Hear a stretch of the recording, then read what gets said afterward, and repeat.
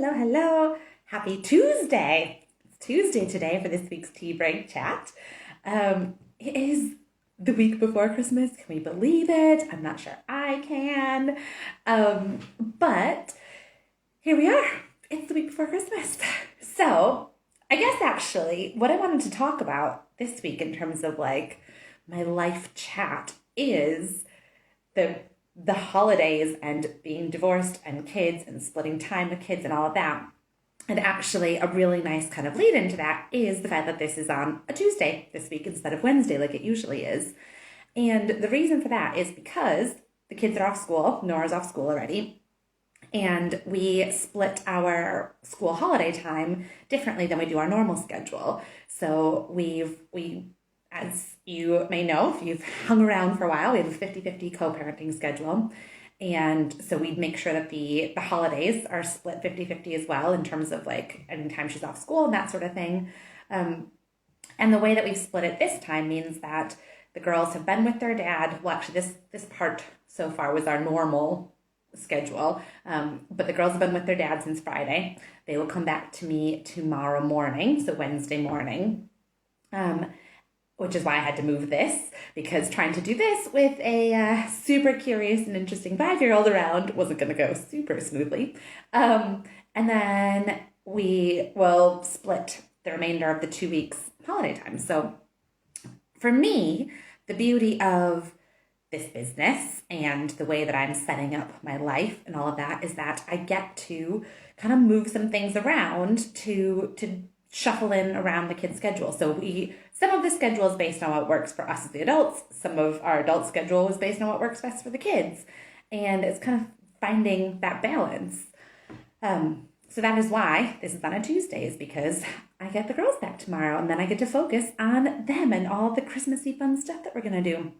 In fact, my phone right now is leaning up against a paint your own Christmas figures, like a little like clay Christmas figures that we're going to paint tomorrow, and behind that there's a Christmas sewing craft kit. So I've got all kinds of like fun Christmassy stuff to do with them.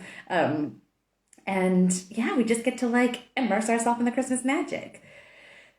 So yeah, like I said, I think the thing that I wanted to talk about today was about like how to handle the holidays when you are divorced and you split your kids' time.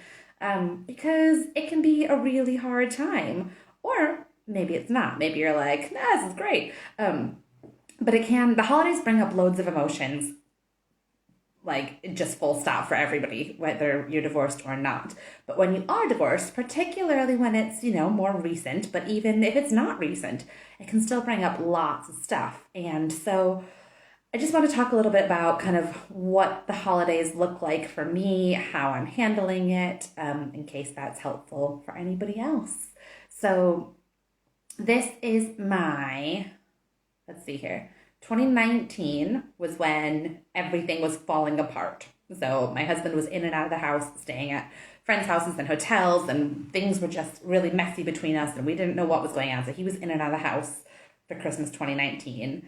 2020 was me on my own with the girls, and it was COVID year, and actually Evie was a close contact of somebody who had COVID like 2 days before Christmas or something like that, and this is when you had to quarantine if you were a contact. So Evie, who was a year old at that point, actually wasn't allowed really to leave the house or see anybody else. So she and I had Christmas together. Well, Nora went to her dad's house for a few hours, excuse me, and came back. 2021, the girls were with me so at that point, the girls still didn't sleep overnight at their dad's house. So they were with me on Christmas Eve. We, did our Christmas Eve magic. Christmas Day, they were with me in the morning. They then went to their dad's house for a few hours in the afternoon and then came back to my house to sleep that night. They did Boxing Day. He took them to their aunt's house and had an overnight there. And that was actually like the first overnight that I had without the girls. other than there had been a snow day previously, so an unexpected, they got snowed in at their dad's and had to camp out in the living room. And we all just sat there going, oh my gosh, it's going to be okay. But Boxing Day last year was the first planned overnight without the girls because they were going somewhere else. But other than that, I had them like with me because they always slept at my house. And then now here we are in 2022, and this is the first year that we have full split 50-50.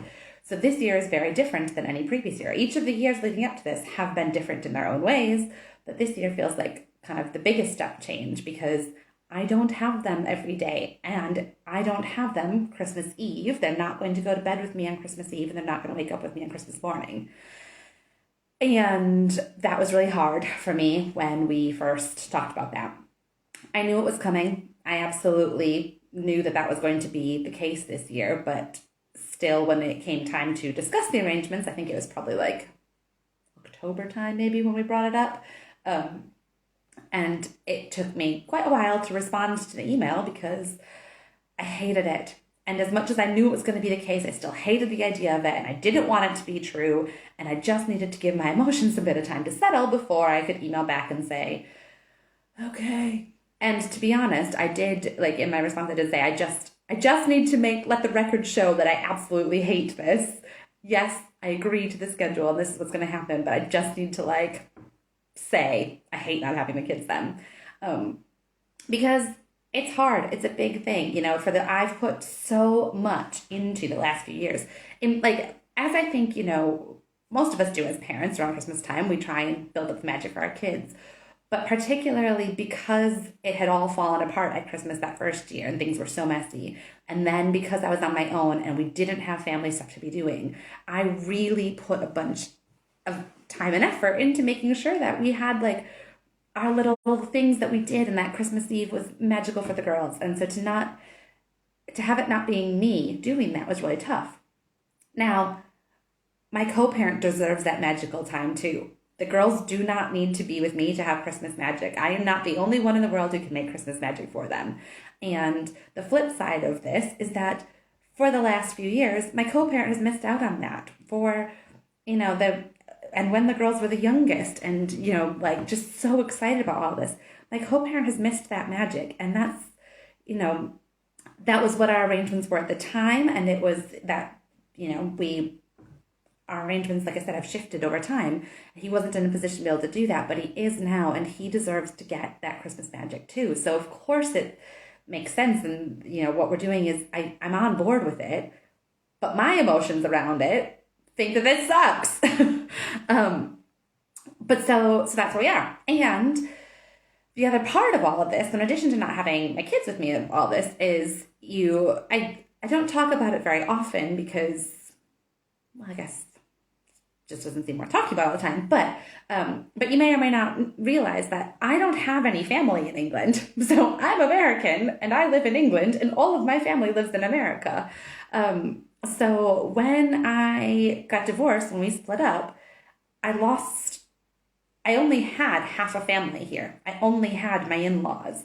And when we split up, I lost all of my English family along with that. So when it came to Christmas, it wasn't just I don't have my partner anymore and I don't have our, unit of 4 and I don't have his family. It was I don't have any other Christmas celebrations. I don't go to my family's house. They don't come to my house. There is nothing else. Christmas is just me and my 2 kids. That's it. So when we talk about this year being the first year without them, the last few years were tricky because I lost half my family, and now it's oh, well, this is going to be quiet, isn't it? But the reason I want to talk about it, and it is because this is actually one of the first times I feel like I can talk about it without crying. So previously, and even in previous years, even when I had the kids then, when people would say to me oh, what are your Christmas plans? What are your Christmas plans? And even earlier in December this year, so even a few weeks ago, people were saying, what were your Christmas plans? And I was I hate this question because it just makes me want to cry, because what do you think my Christmas plans are? I have no family and I'm not going to have my kids. And it was really tough for me to even answer that question. Whereas now I have been really kind of going in and getting intimate with myself on it this year and going, okay, I'm not going to have the girls. So how do I get to a place where I'm okay with this? Because yes, it sucks, but I also don't want that to take over the Christmas holidays. And so, like, you can see, like, I am genuinely okay right now. I am not crying, and I'm not just hiding it because I'm really not this good of an actress. If you watch this for a while, you'll see that when things upset me, I do cry. But because what I've been working on and what I've been realizing is that the Christmas magic for me and the girls has nothing to do with the date on the calendar. It has nothing to do with having to spend every waking hour together.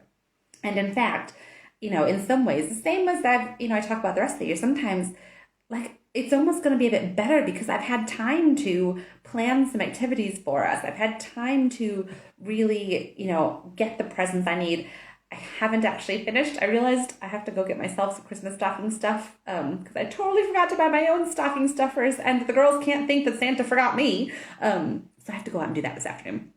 But anyway, that was a side note. I've had time to get ready. I've had time to do the slowing down. I know I talked about this last week, but I don't love having to rush everywhere all the time. I really don't.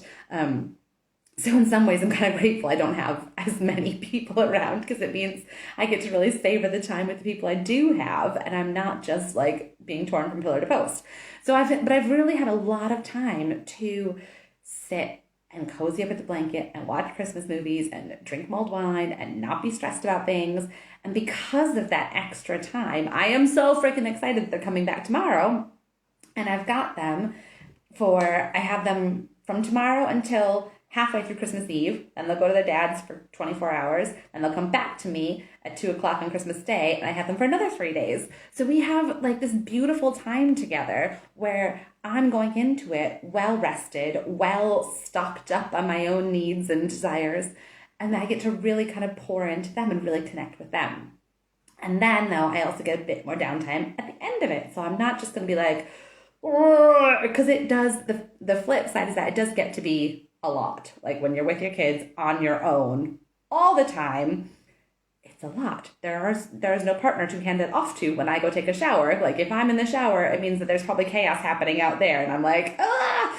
So it really, we get this split, and I get to soak up all of the beauty and joy from that, and that is the part that I'm focusing on. The other thing that I'll talk about in terms of this year is that, like I said, the thought of spending Christmas Eve on my own was a bit like, oh my gosh, like, yes, I spend lots of nights on my own, and yes, it's just another day, but also it's not just another day, is it? Like, Christmas Eve does have some meaning of some sort, and so I'm finding, and Christmas morning as well. So my plans are not final yet, but I am going to find a way to make Christmas Eve and Christmas morning like just lovely and cozy and perfect for me, even though the girls aren't here. I don't have to spend that 24 hours just sitting here on my couch crying because the girls aren't with me. That would be rubbish. So instead, I'm going to do something for me. And I think on Christmas Eve, I'm going to go to the pub. I don't have anybody to go to the pub with, but I think I'm going to get dressed up and go to my local pub and join in the fray of people who are there and have a drink and just soak up the atmosphere there. That's my current plan, at least. And Christmas morning, I'm going to make myself a really nice breakfast because the girls don't have the patience to do nice breakfast. When they're hungry, they just basically want a bowl of cereal or some pancakes like now. In fact, pancakes are a struggle. I have to give them fruit to tide them over while I make the pancakes. But I love a good breakfast. So when they're not here, it means I get to make myself a really awesome breakfast on Christmas morning and enjoy that. And then when they come back, we'll do the presents. We'll do all the rest of it. Santa will have come to my house. And we get to do all that stuff. So I get to find a way to bring in the things that feel really good to me. Just because they're not here doesn't mean I don't get to feel good at Christmas. So that's kind of how I'm approaching it. The other thing I would say about divorce and co-parenting and holidays is that if you're watching this and you're not divorced and you're like, oh, none of this applies to me, what the heck? But if you have friends who are divorced, particularly recently divorced, but even if it's not recent, even if this, like, it doesn't matter actually if it's recent. I take that part back. If you have friends who are divorced and who, may or may not be with their kids in the holidays, whatever it is, what you can do is to just check in on them and ask, what are your Christmas plans? Do you want to come over to my house at any point? Invite them in to your family. They may not want to come. They may have all of their own plans and they're all set.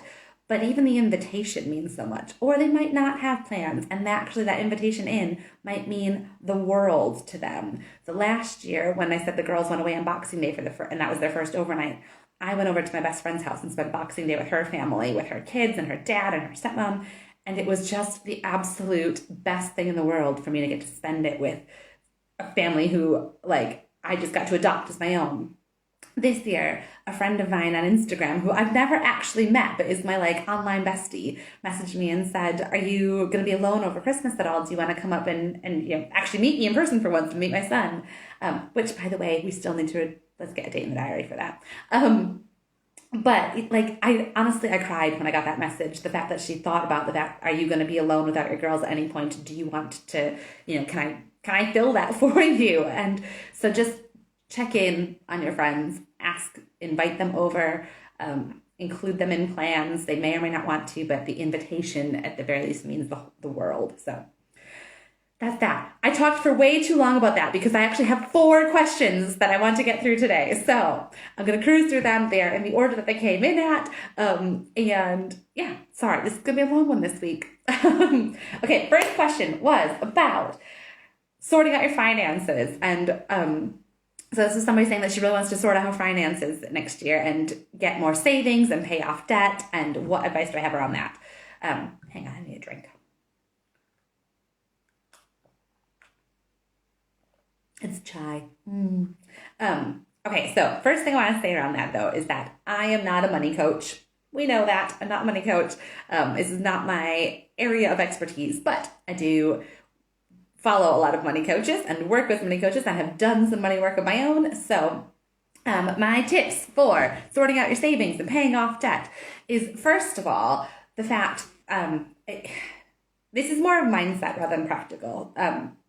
But it's, first of all, understanding that money is energy, and money is, it wants to serve you if we can stop blocking it and going, oh, I never have enough money. If you think that you never have enough money, then you're not going to have enough money, because it's that abundance versus scarcity mindset that I've talked about in the past. So if you think, oh my gosh, this is going to be my year, I'm going to be flooded with money. And if you can really believe that, like, money wants to come in, money wants to help you, that will make a big difference.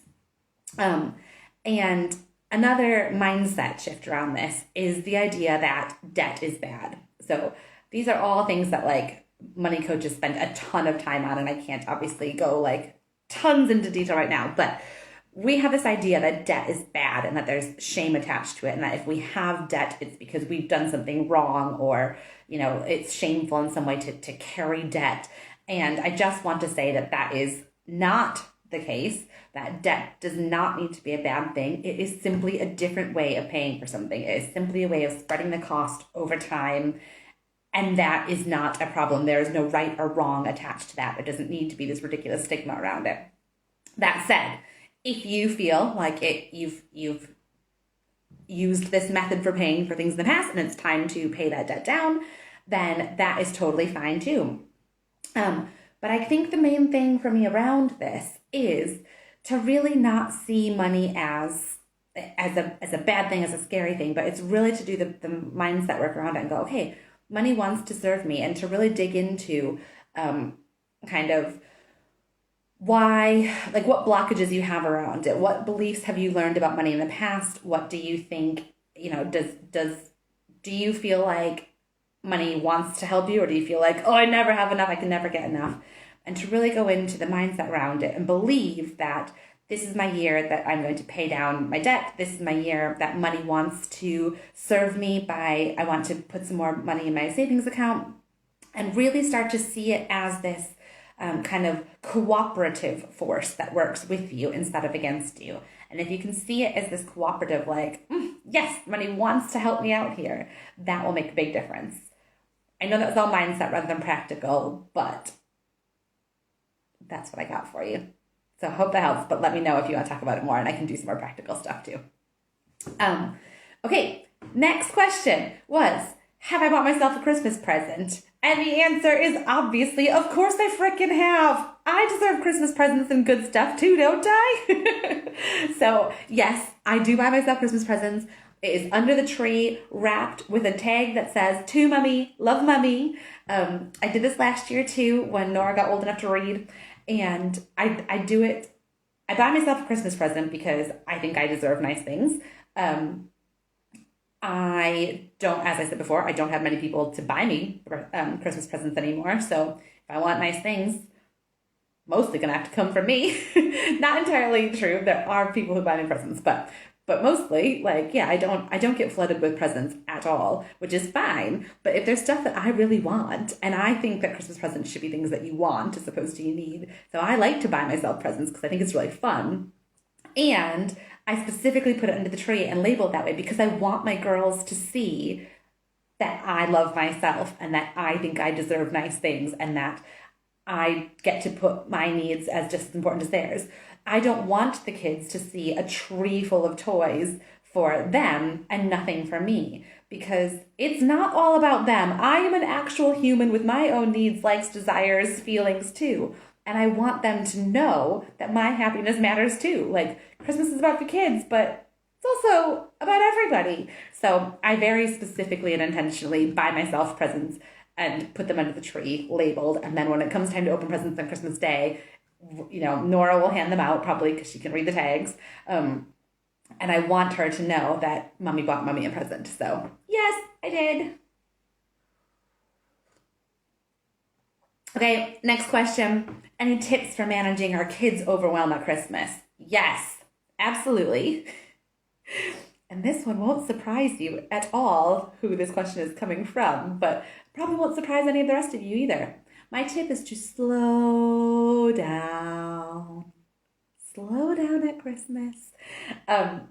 Christmas can be very overwhelming for all of us, even as adults who have better emotional regulations, but even more so, it can be so overwhelming for kids who don't know how to manage their emotions very well yet, who don't know how to regulate themselves.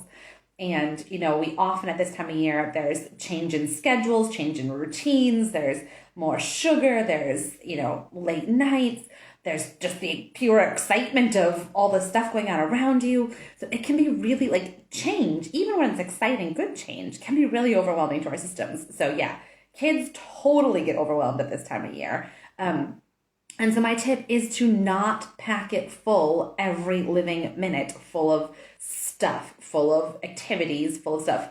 Like, it gets to be too much. So I really do, although I was saying, you know, I've got some of these craft kits to do and some things for us to do, I really don't do all that much. So there's lots of downtime built into our days too. Like, so let's see here, for the next 3 days leading up to Christmas. So tomorrow I'm having a Nora Mummy Day. We're going to go to the cinema. We're going to go see Matilda, and we'll probably get some lunch while we're out. That's all I have planned for our day. That's, you know, a few hours out of the day. Thursday, we're going to have a play date with a friend. Again, that will be a few hours. That's all I've got planned. Friday, we are going to go visit some more people. But like, so I do one thing a day, and that's it.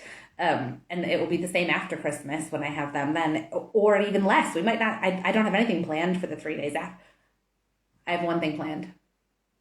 So I've got 2 days where nothing's planned at all, and I probably won't plan anything because then it'll just be, let's just chill it at home and play with your new toys and do the crafty things if we haven't done them yet, or, you know, just downtime I think is so, so important. And then the other part about it is just having the understanding that it is overwhelming on all of us. And so if the kids are acting up, understanding that they're not doing it to be naughty. They're not trying to be a pain in the ass. They're not trying to make your life difficult. They are just overwhelmed. And I think just a part of this as well, I know the question was about managing your kids' overwhelm, but often what can come up is family triggers as well. And I've heard from lots of people about how family members then get grumpy because your kid isn't behaving, your kid is acting up, your kid is doing something they're not supposed to do. And that just breaks my heart because they're kids and they're overwhelmed. And so if that is the case in your family and other people are judging your kids' behavior because they're overwhelmed and you're like, oh, just know that it's okay to to set whatever boundaries you need to. You are the parent here and you know what's best for your kid, and it's not for anybody else to say. So if that means that you need to leave something early because your kid's overwhelmed, you can leave early. If it means that you just need to, they're having a meltdown and you need to just give them big hugs, and someone else is like thinks that you should yell at your kid, but you don't want to because you think hugs would be the best thing, do the hugs. You don't have to do what anybody else thinks with your kid. You comfort them however you need to comfort them. For me, that is always, let's have a little bit of quiet time. Let's have some cuddles. Let's, just go and calm down and know that I'm here. It's that connecting piece, knowing that even with all of the other stuff going on, I'm here. I'm still your mom and I got you. So doing that as many times as you need as well. But essentially, just slowing it down. Okay, and then the final question. I'm kind of whizzing through these now. But the final question was a really good one. Well done for this question. The question is, what intimacy have you incorporated into your day today? And this one made me go, ooh. Okay, so what intimacy have I incorporated into my day today? Well, because it just it gets worked in throughout the day all the time. But I think a really good example from just this morning, because you said today, so I will be true to that and say, so this morning, I had an idea for something that I wanted to do this week, people I wanted to see, but instead of instantly sending out the text saying, can we do this thing this week? I stopped and checked in with myself to really ask, how do I feel about this? And I gave myself enough time to, like I said, to check in with myself and see, how do I feel about this? In terms of the logistics, like I said, I try not to do too many things. So am I trying to squeeze something in where it doesn't actually fit and I'm going to end up too stressed? Do I actually have the time and space to do this thing? And B, two, I don't remember if I started with A and one. The second thing is that and I know I'm being a little bit vague here, but the people who I wanted to see, there's some emotional history there. And I wanted to check in with myself first of, is this going to feel good? Am I ready for this invitation? Am I going to feel good about this? Am I asking for this, to do this thing because I feel like I should or because I want to? And is it going to feel good to me to do this? And I gave myself a few minutes just to check in and feel, how did my body feel about this idea? How did it feel to me? How did it sit? And once I came up with, yeah, no, I want to do this because I want to do it and it feels good and calm and peaceful in my body, then I sent the text to say, can we do this thing? Had I just fired it off too quickly, there's a chance that I would have been like, oh shoot, I didn't mean that. I don't actually want to do it. Booger. So checking in first and saying, do I have the time, the space, the desire? Does this feel good to me? Does this align with how I want things to feel and look? That was a really good example of incorporating intimacy with myself into my day. And there was another one actually, similar, of checking in with myself. So like I said, I don't know for sure my Christmas Eve plans yet. I will go to the pub on my own and get dressed up and, be in the excitement of that if that's how Saturday comes about. But I also do have a desire to not do that. I do have a desire to spend Christmas Eve with somebody else, with somebody who I like and want to be with and know, and not just strangers at the pub. But I've put this, not a request, but I've told somebody who I'd like to spend the day with that. And I had to check in with myself to say this morning because I haven't had an answer back yet. And I had to check in with myself on, this is okay. It doesn't matter what the answer is. It doesn't matter if they say yes or no, in terms of that says nothing about me and who I am and how loved I am and how worthy of love I am. And I took that opportunity to remind myself that I've got me no matter what. And if I end up going to the pub with a bunch of strangers and just soaking up that atmosphere, that's going to be okay. I can know that that's okay while also holding this desire to be with somebody else on that day. And both of those can exist at the same time. And so this morning was a reminder of that for me, of no, either way, this is going to be okay. Christmas Eve is not going to suck on my own. I don't need this other person to say yes. just to make me be okay. My okayness does not depend on them saying, come hang out with me on Christmas Eve.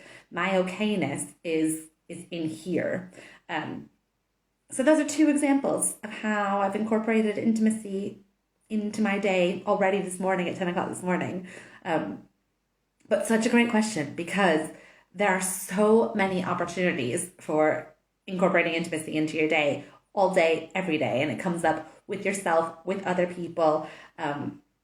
There's just so many great ways. Like everything is an invitation to go into intimacy some more. So I think that's everything. I hope that this was interesting, helpful, connecting. As always, if anything comes up that you want to talk about, let me know. Leave a comment. We can talk about it in the comments. Send me a message. Share this with your friends who you think they want to see it. Particularly if you've got friends who, are divorced and the holidays and splitting time with kids is a lot for them. Share this with them so that they can see how somebody else deals with it. Anybody that you think it might be helpful for, tag them, send it to them, whatever you need to do. I've obviously got the Divorcee program, which I'm not going to stop talking about because I'm really freaking excited about it. So the Divorcee program is up and available. And if anybody needs extra support over the holidays, now is a great time to dive into those. So all the details are on my website, lindseyhallcoaches.com, or send me a message. I can start the individual coaching. I can't do it the 6 days I've got the girls, but then I've got 6 days after that where I don't have the girls, and we can start coaching from the 29th of December if that's what feels good to you. So that's all available. Drop me a message. And then I'm going to be moving next week's tea break as well, but it's going to go back a day. So next week tea break chat will be on Thursday, again, because I've got the girls on the Wednesday and they take priority. So next week's tea break chat will be on Thursday, and I can report back as to how Christmas went, and hear all about your Christmases if you want to share. So in the meantime, have a flippin' fantastic Christmas. I hope that you find time for you. I hope that you find time to let the magic of the season soak in for you and not just for everybody around you. You're reminded that it's okay to slow down. It's okay to say no to invitations. It's okay to just sit on the couch wrapped up in a blanket and watch a movie and drink mulled wine if you want to. Do whatever feels best for you. But this is your reminder that this gets to just feel good. And I hope you have a wonderful time. And if you are feeling lonely and feeling like it's not such a wonderful time, that's okay too. There's no requirement for this time of year to feel great. There's no requirement for it to, be the best time of year. And if you feel lonely and want to chat, then send me a message, because none of us should feel lonely either. So I'm here to listen and share and talk. Okay, I think that's it. I love you. Goodbye.